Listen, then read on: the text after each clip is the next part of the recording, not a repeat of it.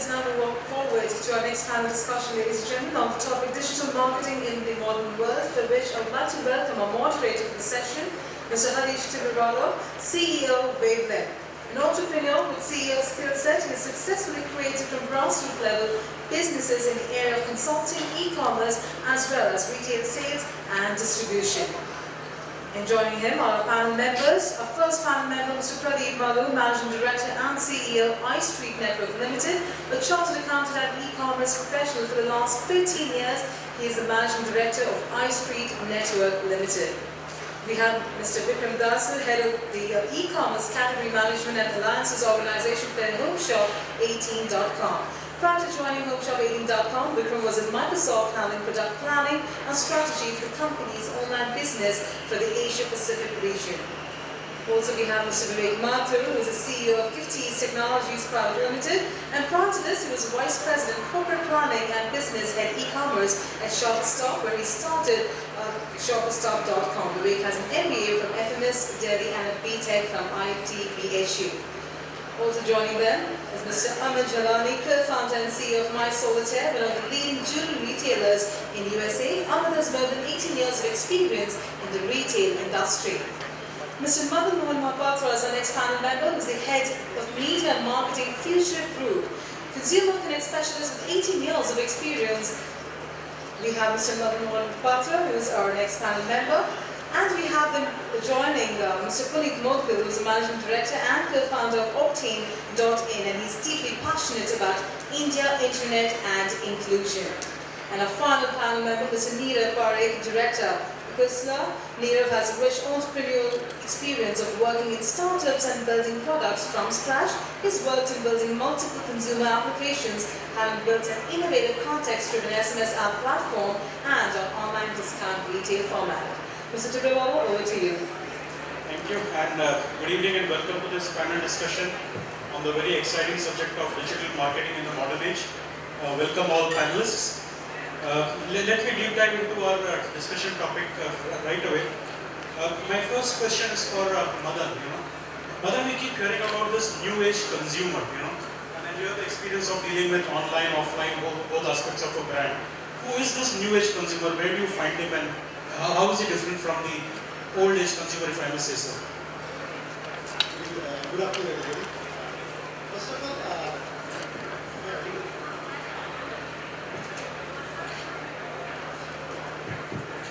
good afternoon, everybody.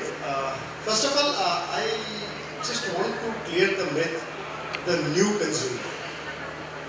To me, it's not new consumer. It's the changing role of the consumer.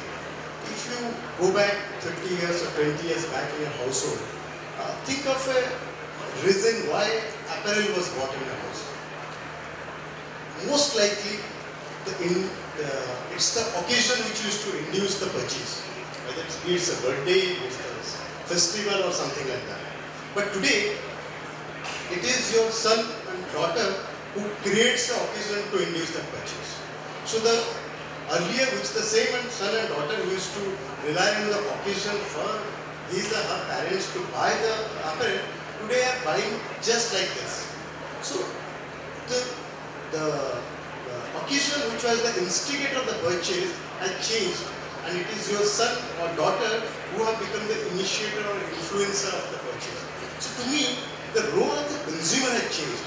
I don't think that we are talking of a new consumer. Maybe 20 years down the line, when completely new set of consumer will come, we'll talk about a new consumer. But today, the consumer is the same consumer, but the role is changing. And we have to be cognizant of the fact that this consumer is changing. They are spoiled for choices. So are we marketeers. But it becomes difficult when you want to communicate with them because of the spoiled of choices, be it in terms of purchases, be it in terms of medium of communication they are consuming.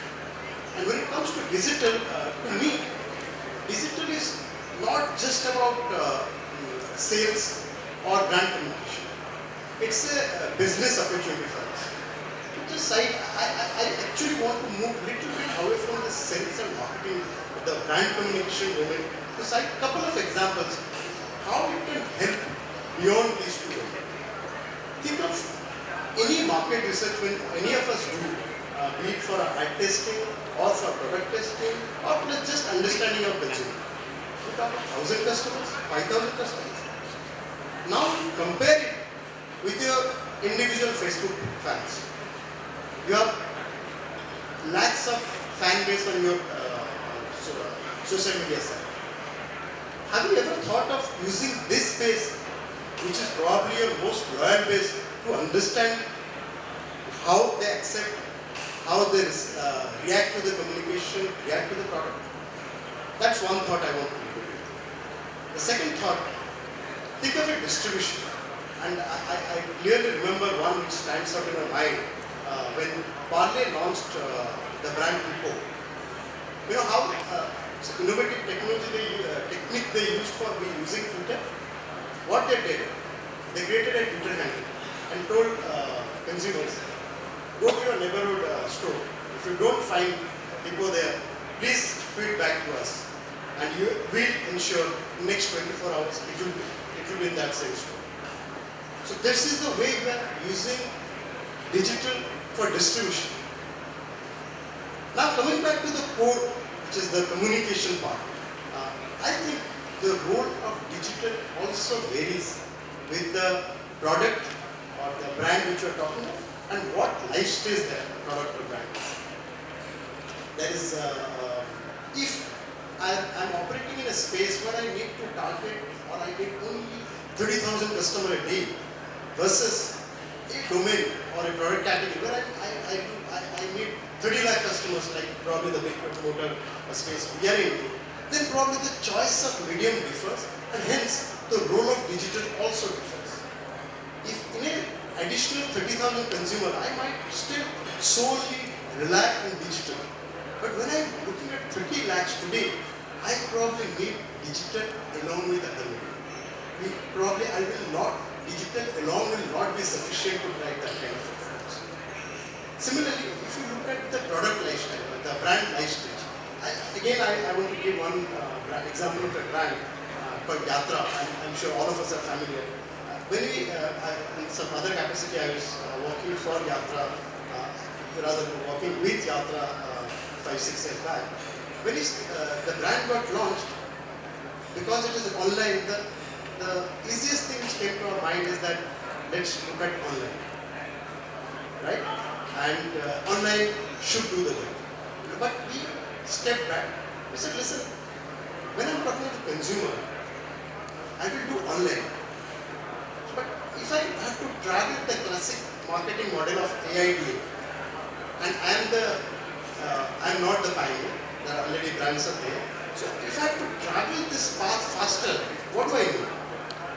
That's how we thought we look at mass media along with digital. So what they were targeting, what the currency and transaction per day, for at the end of 12th month, when you look at the combination of all media, that gave them in 3rd month, they achieved that month. Of course, later, other media became a support function in some periodic interval, but digital became the next. So what I'm trying to say is that it depends on the domain or the category, the product which you are talking of. Second, at what life stage the brand or the product is. You want to add something? Just wanted to add what is saying. Before I look at from I think the consumer has not changed completely, but he has changed to a certain extent. Today's new consumer is a hyper-connected consumer. He is online all the time, be it on his laptop, on his mobile, on his tablet, wherever. So he is a very powerful consumer. So earlier, if a brand made a mistake, they could get away with it. But now if brand makes a mistake or does not deliver to the service level as expected, then the consumer has all the power and all the free media available at his fingertips to go and crave about it. And that can cause immense damage to the brand. Besides, the other big difference that I see in consumers today is, earlier the circle of influence for any consumer were his friends and his relatives. But today, the circle of influence has grown tremendously.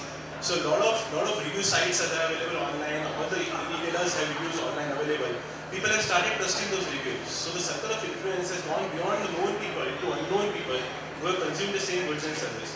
So the new consumer, you have to deal with it very carefully and you have to be very, very clear about what his expectations are, and you need to meet those expectations. So what I take away from your point is that the new consumer is far more demanding. He has access to a lot more information in his decision-making process. Yes. Vivek, can I throw the same question at you? You know, you have been at Shoppers Stop earlier and now running a hugely successful e-commerce company. I mean, do you see a new consumer, a new kind of consumer? I think the consumer changes every few years in terms of, like you said, maybe the availability of information and how they process that search and process that information. So I think there are changes happening to the consumer every few years.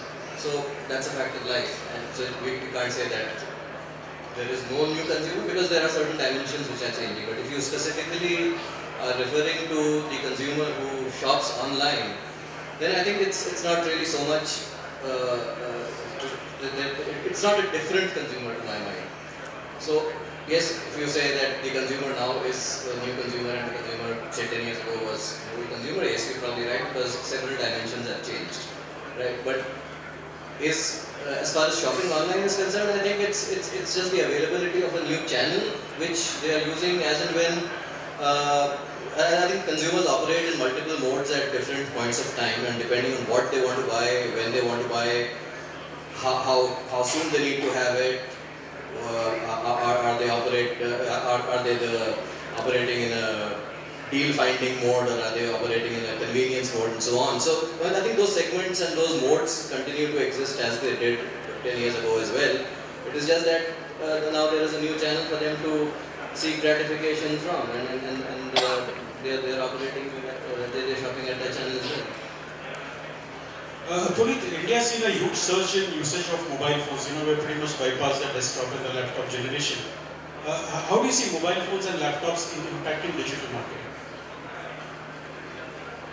That's a great question. So I'd like to address that in three ways. One is if you look at the shipments of smartphones in India, if you look at the mobile devices in India, if you look at the consumption pattern, if you read today's Times of India, it says, quotes an IBC report, last year's shipments were 300% of what the shipments were in 2012. So there's a huge surge in the way consumers are accessing online in India through mobile devices, and of course smartphones is one of them.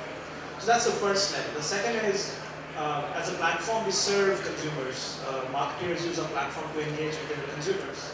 So we have data available, which I can share with you. We have reports we do on a quarterly basis. I'll give a snapshot. In April 2013, number of people who opened your emails were 80% on desktops and 20% on mobile devices. 80-20, April 2013. Move the dial to September 2013. The pattern shifts. I know you're thinking it'll be more radical, but it was 57% on desktops, down from 80%, and up from 20% to 43% mobile devices. So we are seeing a tremendous shift, and my expectation is sometime during this quarter, Jan, Feb, March, maybe it's already happening. I saw 50-50 by December. Mobile devices, people are accessing more of your content on mobile devices, or at least mobile internet, than desktop platforms. Third point I'd like to make out is, that being said, are we ready as marketers? And that's the big question that worries me. Because if you look at it, a lot of the campaigns we work on, they will come by and say, well, open rates are good, my click-through rates are going down. That's because you haven't really optimized the content for mobile consumption. We're still living in the desktop era. Our campaign material, our agency friends, all of us work in the Trend 28, 768 mode, and that doesn't work very well. So what we are seeing, for example, is, and we have, this is the latest research which we're launching here, you can get a copy for yourself. It says only 29% of all 85, so since December, November, we've been tracking 85 e-com sites in India, retail sites in India. And only 29% of them have a responsive beta. You know, many of you must be familiar with responsive design, which is reformats the content, it brings in newer functionality based on, when you're designing for desktop, you're designing for clicks. When you're designing for mobile, you're looking for finger clicks and touch. So only 29% of content on email marketing in India, from 85 retailers in India, is optimized through responsive design for consumption. So this is a huge opportunity we're seeing where the consumers are moving ahead big time. More people access internet in India through mobile devices than through broadband connections and desktop platforms. It's already happened. So we are seeing a disconnect. We're seeing that consumers are moving ahead, but as a marketing community, as online marketeers, we still are ramping up. It could be large organizational issues, it could be readiness, it could be a whole set of areas which needs to be explored. But I do see that being a challenge, and that will separate this year, in my expectation. We run a outfit called Octane Research. We are expecting that the winners in digital marketing in India will really leapfrog, and then we have a lot of people who will be catching up. So this will be a disruption that most of us are underplaying, or at least under-preparing for, and that's my contribution to the questions. That's a very, very interesting point, Puneet. So basically what you're saying is like once upon a time marketers always thought TV and digital was an afterthought. Today you always think desktop and mobile is an afterthought. So marketers need to really catch up and start thinking in terms of engagement campaigns on mobile. So we are saying you should start with mobile first, and then optimize for desktop. Other way around. Amit, can I get into the conversation right now? So you come from a US background and you have seen an evolution happening in the US market from desktop to laptop to mobile. Do you see marketing in India any different? Yeah, I think in India what's happened is most of them websites have been formed based on international level websites. They basically go and copy Amazon, then they moved into tablet, then they're moving into mobile in America. Here, come back and launch here. Whereas they will access it in here, use tablets that are there on mobile phones. So when you copycat that model, it doesn't work here.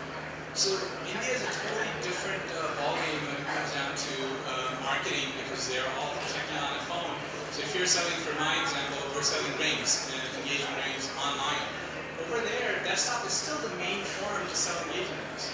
However, in India, you're seeing that most of the people are accessing it through their mobile phones. It's a very different model where you can't see the ring. It's so small on your screens, the screens cannot enlarge very fast. So it's a totally different game. As he was saying, that you have to think differently. And people who are thinking differently are getting ahead of the game. Yeah. From a digital marketer's perspective, so Puneet gave data about the usage of emails on desktop versus mobile. So we work with a lot of brands, and what we found is overall when you're accessing websites, the usage has grown from 20% on mobile to close to 30% now, and we're seeing that every month the percentage goes up by 1%. So currently around 25 to 30% of users are accessing websites through mobile. And the key difference over here that we need to understand is that different devices play different roles in the whole purchase cycle.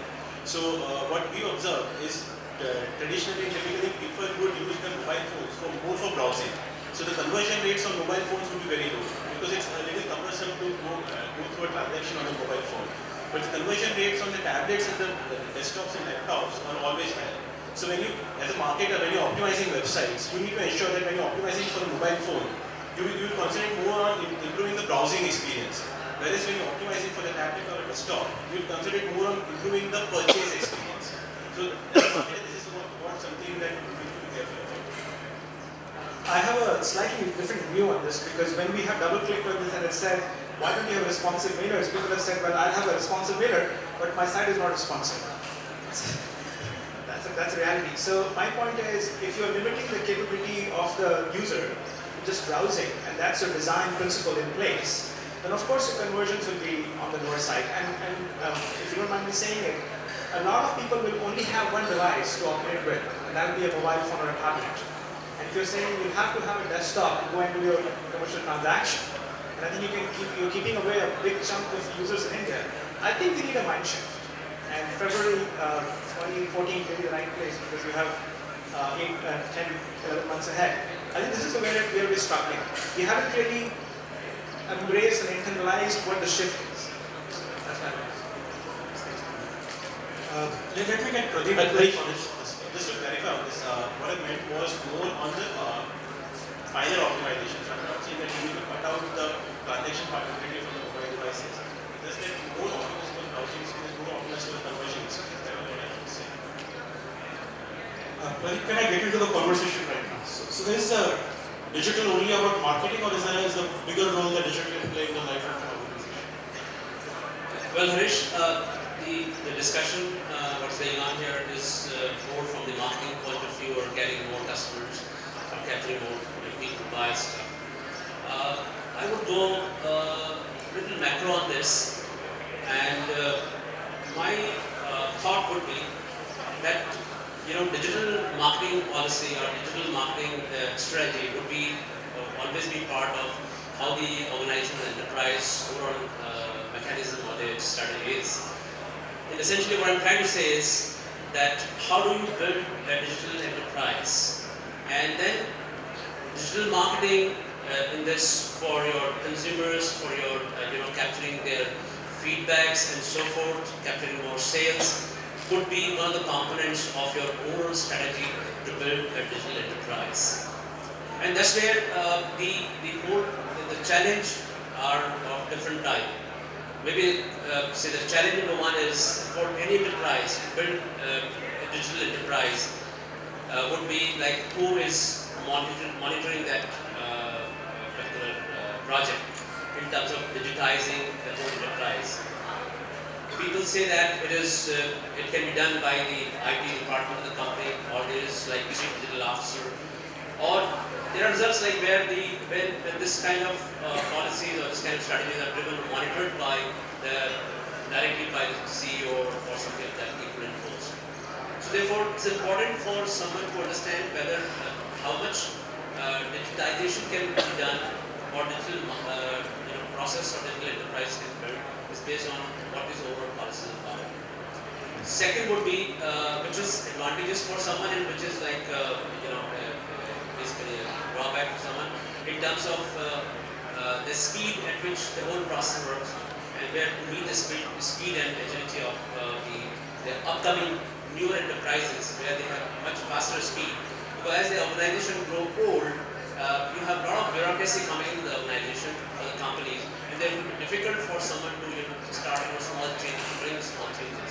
So therefore, it is very, very important to think to how you want to build your enterprise as a digital enterprise right from the beginning. When you are small, therefore can take it forward very easily. And the third would be, having done this, third challenge would be how you would like to develop the digital skills inside the enterprise so that you can implement your strategy properly. So overall, it's like one is marketing side, or this can whole process, which I would term this way that Harish, that the digitization is nothing but automation of a lot of processes which was done earlier manually. As we talk about digital enterprise, working towards this side. However, marketing or capturing or interaction with the customer and consumers could be one portion of that. So just as a quick follow-up question, can an existing large organization really become a digital enterprise, or do you require a completely different kind of a DNA and reconstruct everything all over again? It is tough for someone because as I said, the speed at which it has to do, like we deal with a lot of companies where, very, very simple example, like we service a lot of international companies and brands for e-commerce, and the most important challenge what they face, that okay fine, we are good to go, we can offer our products to large consumers who are online buyers, but the challenge is how do I fulfill that order? I have no mechanism where I can fulfill this order. I can ship products, say 1,000 products to one person, but I can't ship 1,000 to 1,000 customers. Now this small change to be brought into that organization probably will take maybe 6 months to a year by the time things have moved differently. So therefore, for an existing large corporation to bring in that kind of change, not that we have to change the complete DNA, because it's basically you are moving from manual to automation. But yes, there has to be somebody at that level, as I said, at the CEO level or something at that time, where the project can take Vikram, how do you see digital marketing? Is it a brand building activity? Is it a sales driven activity? So brand building versus sales. So in an ideal world, I'd like to tell my marketing team, spend a majority of your energies and budgets on building a brand. But we don't live in an ideal world, definitely not in e-commerce. again, coming from the perspective of a fairly large e-commerce portal, that to a horizontal, the race is on for user acquisition and market share. And there is very little patience to wait to build market share until you build, mind share. So you want to short circuit the process and go to the market share piece. So if you were to do a random search today for any product on Google or Bing or any of the search engines, most of what you see is not really marketing of a product or marketing of a brand itself. It's marketing of a promotion. And increasingly, making sense, and increasingly marketers are being measured by efficiency, multiplier. I give you 100 rupees, how much money can you get back into the company in terms of revenue? There's very little, patience or time to build a brand and then reap the rewards at a later time. Of course, barring a few exceptions, there are large companies which have run into a lot of VC money, but that's not the case. For every large company that has a bunch of money in their kitty, there are literally dozens of companies that are trying to manage a tight budget there. So right now, I think particularly in India and in e-commerce, it's all about efficiency. It's all about user acquisition. It's all about pushing the product now and getting that user registered. So, I'm skewed more towards the brand building. So I think in the long term it will stand you in good stead. But I think very few companies are doing it. Again, there are a few exceptions. Neerav, there is so much data that the digital consumer is kind of leaving behind. There is so much social data available. As a marketer, how do you channelize all this data? How do you make sense out of it and create value out of it? When you talk, when you talk to any marketer, he'll tell you that I know that I'm wasting half of my budget. I don't know which half am I wasting. That's the problem that you face when you're not getting data, you're not getting metrics, activities that you're doing. And the beauty of digital marketing is that everything that you do, every rupee that you spend, you can easily track where exactly that money has gone and what kind of return that money has given. So I see no reason why we should not be using that data, and why should we not be using that data to improve the experience for the consumer. Just imagine if you come to my site, I track what products you are looking at. I track when you go to my social media, when you go to my Facebook page, I track what updates are you pressing like on, what updates are you sharing, what updates you're commenting on. Imagine I track every email that I'm sending to you, and I'm checking which emails you open, and which emails you click on, and which emails you buy from. I track all the orders that you made in past, what amount that you generally buy at, what are the kind of products that you buy, and what frequency do you buy at. Imagine if I collect all this data and process that data and then send out communication to you, which is very personalized. What will be your reaction to that communication? So the big difference that we've seen in terms of marketing on the internet is that initially it was all mass marketing. Then it moved to segmented marketing. So we started creating segments out of profiles. So we used to profile our audience, we used to create personas, and based on those personas we used to do our marketing. And currently with the new consumer, the issue is that he wants the communication to him based on his actions right now. He's a now kind of consumer. So he wants that you should know that what I'm doing right now on your website, on your social media website, and what am I interested in right now, and deliver me a communication basis that, not basis my profile, I'm SCCA, plus male, age, so I don't want it. I'm a different kind of person from the same SCC profile. I'm a different kind of person from the same age group. I'm a unique person, and you should serve me as a unique person. So marketing can completely move to a highly personalized now kind of marketing if we use that data properly. So I think on the digital marketing side, that's the best part, that you can measure everything. You have so much data. It's just that you need to invest time and energy in making sense of that out of that data, and to automate the whole thing in such a way that each consumer gets a personalized communication without you manually interfering in that. I'd like to add to that. I think there are two aspects to it. Number one, there is a lot of information, but very little insight. Exactly. Right? How do you generate insight? Right now, despite the fact that we are sitting on every single click, every single second, we are collecting reams and reams of data. And again, I come purely from an e-commerce perspective, I don't know about other brands, but most of us are using tools which are provided by common vendors across the board, whether it is retargeting or notifications or whatever it is. Just because I say hi Meetup, you left your cart with iPad loaded, you haven't finished the purchase, doesn't mean that it's personal. Maybe you intentionally left it, right? You don't want to do it. I think it's very crude at this point. We are sitting on tons of data, but we are not making intelligent decisions. And this applies across the board. I haven't seen, maybe Amazon will be a differentiator there, but I think we are barely scratching the surface of it. Right? So I absolutely agree. As I said, we're collecting lots of data, but we need to invest our times and energies into making sense out of the data, which is not being done correctly. And once we start doing that, only then we will see the whole beauty of this digital marketing, how it is much better than offline. Sure, please. As an observer of the e-commerce space in India, what we see are 2 points. One is a lot of analysis is happening. So a lot of people are trying to figure out models of personalization based on data science, etc. There is another point which is a big data revolution now. So most marketers are confining themselves right now to data, user behavior on the website, on SMS, on email marketing. But if you've not realized, your subscriber's email ID is also the new cookie. And if you throw that out to Twitter or Facebook or LinkedIn, and imagining if you have a relationship with them, they can now give you real-time data of what the user is doing in their social networks. And based on that, can you now make different level of content, etc. So that's the next level where some companies we're seeing in India investing a lot more to look at social monitoring, but very focused and targeted and bringing them back to their content analysis and their sort of discussion around how we should reformat that experience. Just one more point on that. I think, again, it goes back to the points that I was mentioning in response to your question.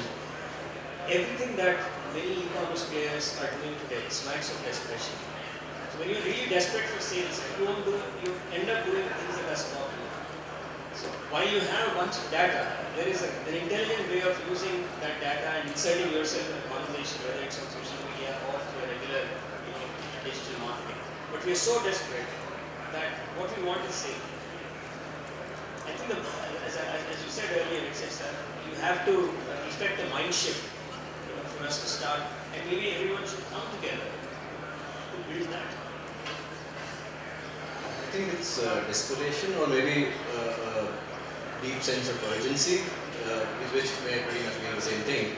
But I think it's the urgency to scale up as fast as they have to, because to build up the kind of scale for a bricks and mortar retail business would take maybe 2 decades, but they have to do it in 2 years. So it's just that they have to they can't wait to do all of this analysis and build the expertise to do that analysis and then act on it. So it's much easier putting in a 20% discount coupon and get done with it. So I think that's what. So I'm hearing a lot of discussion on using consumer data. What about social analytics? There are people out there on Facebook and Twitter talking so many things. Can a marketer really use social analytics like a research tool? If I can listen to what people are talking on Facebook or Twitter, can it impact my designs or trends I'm going to come up with for the next season? Any of the panelists want to answer? What we're saying is data is available, but as you pointed out, the seamless integration of the data back into campaigns in a semi-automated or automated fashion is where there's a leap of faith right now. So people are so automation for user experience and user behavior on your websites or your outreach mechanisms, that's pretty much becoming a standard now. The next wave is where we have all this data coming to you in real time. And how do you configure it? If you see a particular subscriber loves Shah Rukh Khan movies and posts everything about Shah Rukh Khan, is there an element of your content that can be tweaked around Bollywood and around King Khan to serve it? And that's where we've not seen a lot of automation as yet. But we're seeing a lot of profiling happening for user subscribers. Also, which device are you operating on? So we are seeing a lot of campaigns targeted towards a certain set of user subscribers. So for example, some market is saying, I have X number of users who always see my campaigns on iPhone. Is there a behavior of iPhone users different on your website, on your e-commerce site, from an Android user? So we are seeing a lot more that happen, but from the social analytics, big data, bringing back to campaign management in real time, to get big gap. Yeah, here I just want to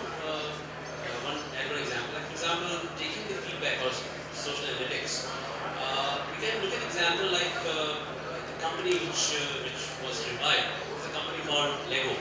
I think this particular example, look at it, the company which was not doing that good, and on the basis of the feedback they got it from their customers and their potential buyers, the company changed their strategy completely and moved on from there.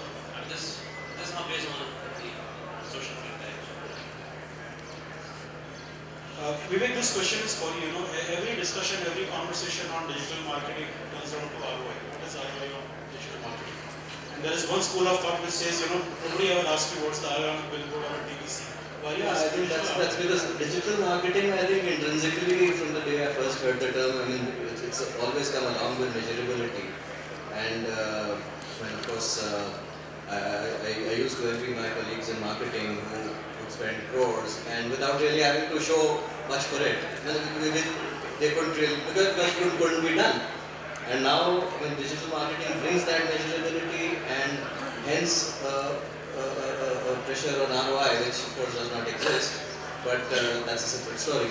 But as far as the measurability is concerned, I think that's really what is driving it. And when it is measurable, and I think that's your first question about brand building versus sales driving, I think measurability has to do with that as well. Because I mean, when you're able to measure how much sales a rupee spent is delivering, then you clearly want more of that coming in, right? So, and brand measurement of how effective the branding has been is as fuzzy as it was 10 years ago, right? So yes, you do have first click attribution and last click attribution and all of that, but it's still probably as fuzzy to measure how effective your brand campaign has been, but you can measure how effectively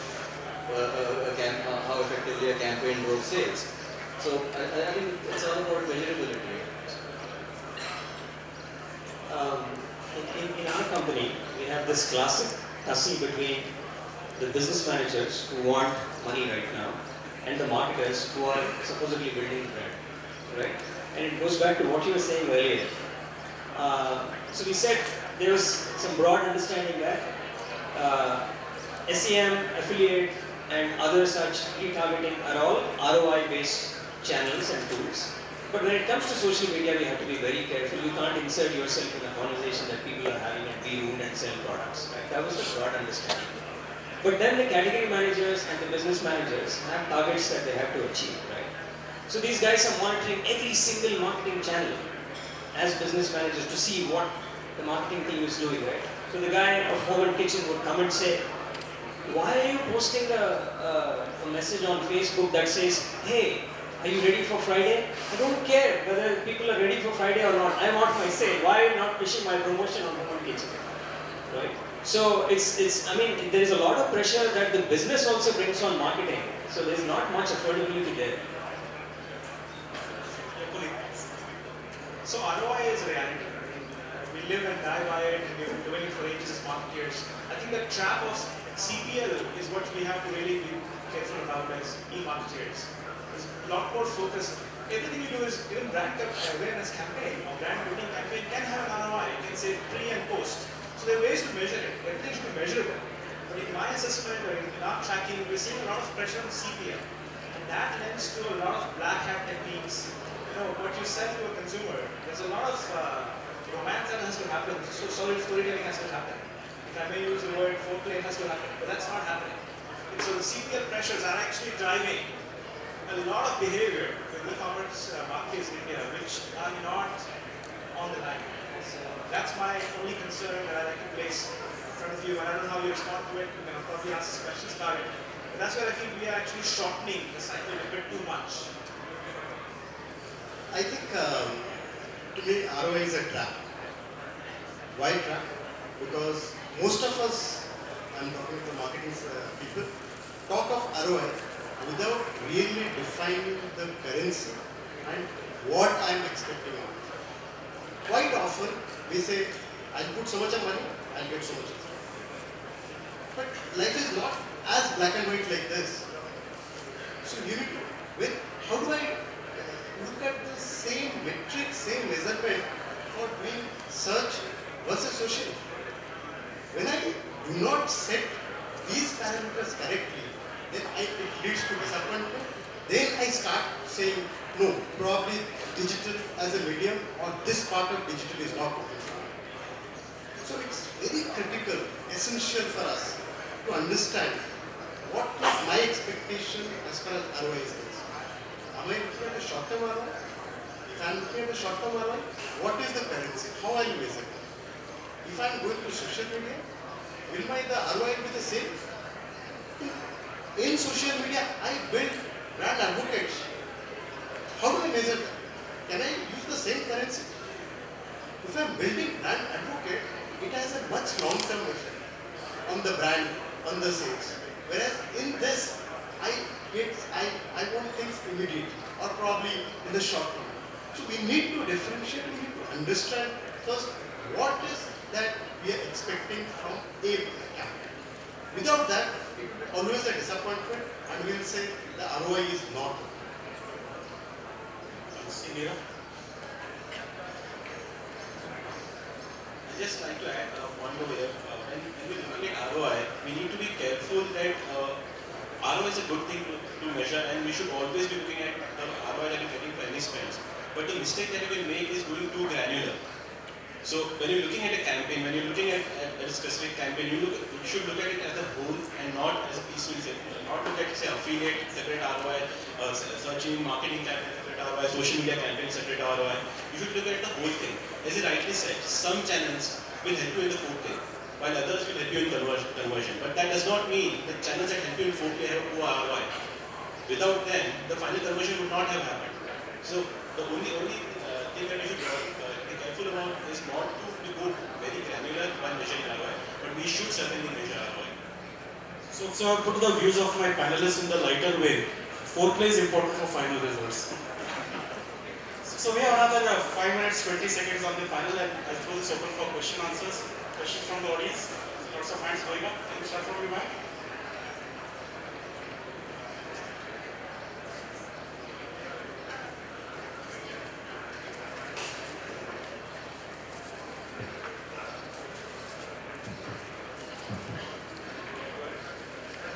Hi, my name is Bhavin. The guy who has the mic asks the question. Yeah, it stays like that. Hi, Rul. I just wanted to ask you, everybody on the panel is talking about ROI, but that is from a perspective of a company or a marketing agency or a person who's trying to sell the products. But what about in the perspective of a consumer? So what is a return on value or return on purchase or return on investment from a consumer end? That what are the tools or what has the marketing agency tried to measure how or what has anything done about it? Answer the question. So my first immediate reaction would be, I think the customers have a terrific ROI these days with the kind of coupons and deals that are going around. So it's not the customer who's got to be worried right now, it's the marketer who's got to be more worried, which is perhaps why we're having this discussion here. I'd like to add over. See, as marketers, we do certainly measure whether the customer is getting the ROI or not, and we can measure that by just measuring how frequently is he buying from us. So if you're delivering the right product and if you're delivering the right service experience, then the customer is very likely to buy it from you again on a frequent basis. So if you're finding that you're getting a lot of first transactions, but then the second transactions are not coming through, that means something is broken. Something is broken in the promise that you're making. Versus if you're getting the customers to transact for the first time and then subsequently they're continuously transacting for the second time and third time, then you know that whatever you promised, you're delivering. That is the reason the customer is coming back to you. So that is how we measure whether the customer is getting a good deal or not. So if I answer the question differently from a customer's perspective, all the loss that all the e-commerce companies are making right now is the ROI for me.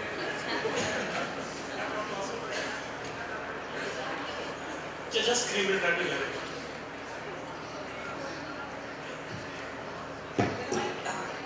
Sorry, I'm Sivina. My question is on affiliates in direct marketing. This kind of digital marketing, sorry.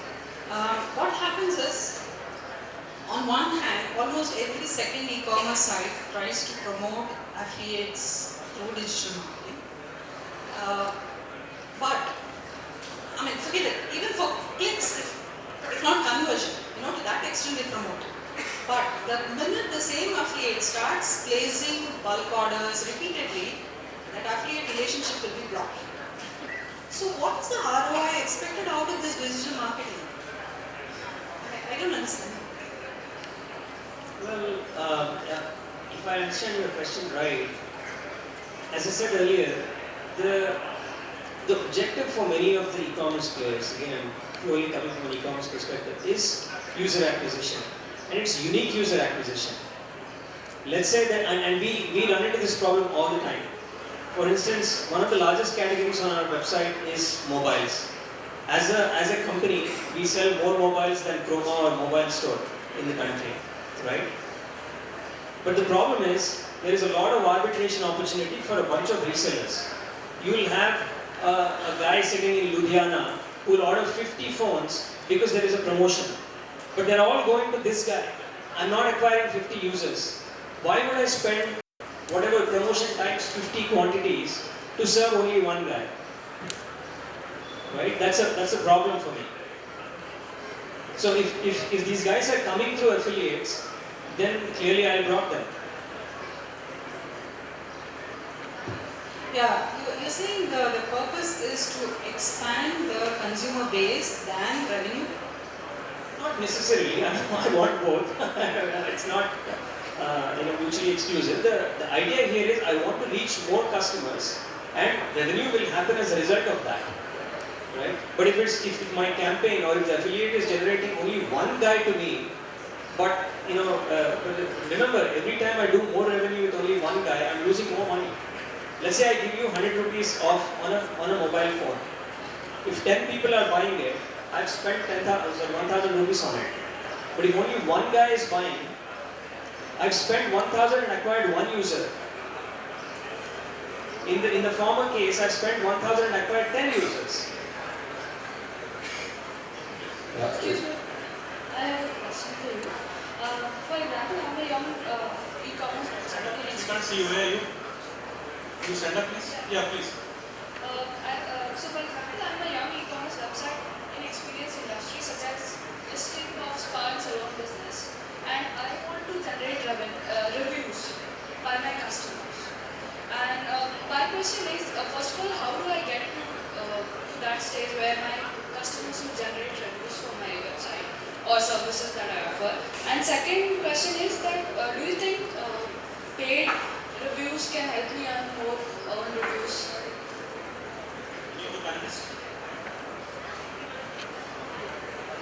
The sad reality of consumers is that if you're delivering what you're promising in terms of products and services, if they're happy, they're not going to write about it. But if you fail in delivering even a single item from your promise, then they keep living about it everywhere on Facebook, Twitter, whichever space they can find. So that's a very basic thing. So by themselves, they're not going to write about your products or services. They're not going to write positive reviews for you.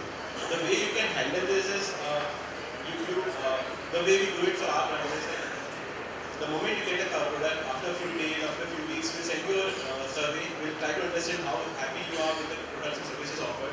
And based on the survey results that we get, if you're not happy, then that's a separate activity that we do to ensure that whatever you are expecting is delivered. But if you're happy, then we'll probably send you another communication asking you to write about your experience with us.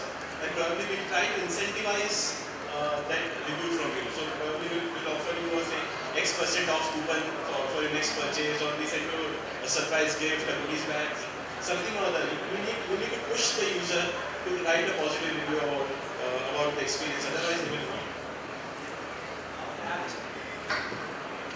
I'll add a different perspective to it. I think paid reviews are good in certain markets. Like for example, I'm actually renovating our apartment in New York right now, so I have to purchase 3 televisions and a lot of music systems and all that. And all the websites that I went to are all paid. CNET, they all get the material, they actually review the product for you, and they'll put a real perspective review on it. Although it's paid because they get the product for free, and they'll review it. But for me, it's actually a real review. Although they were paid, for me, it helped me purchase the correct product at the correct time because they've actually seen the product. I don't have to get it in-house and then review it myself or read other people's reviews. I also read other people's reviews, but an expert opinion who understands a TV or a music system is much more powerful for me than a general review that I got from consumers. Some consumers had bad reviews because the product didn't fit correctly. So you can't really see it generalized. Depending on product to product, I would take that. Would you want to add something? I mean, the secret is that most companies do paid reviews, otherwise you can't generate. You have to see some of these reviews, that's number one. And I'll go back to what Neerav was saying earlier. If you have delivered a stellar experience to the customer, then you can gently nudge them to write reviews. But let's just understand that India, in some ways, is not a market where people will come and rave about your products or your services, unless you really nudge them and incentivize them. That's how it works. Thanks. Add one thing to that, I beg to differ with Vikram here. I think consumers will come and review your product. The first consumer to review a product will be the bad review. You'll hardly get good reviews until you're actually out there for years and years. You'll start getting more and more reviews over time. But initially, you'll see the people that you've not performed well for will come on and review it right away. They're the ones that actually come on and say, I don't like your product. So you have to be very careful in terms of trying to get a review.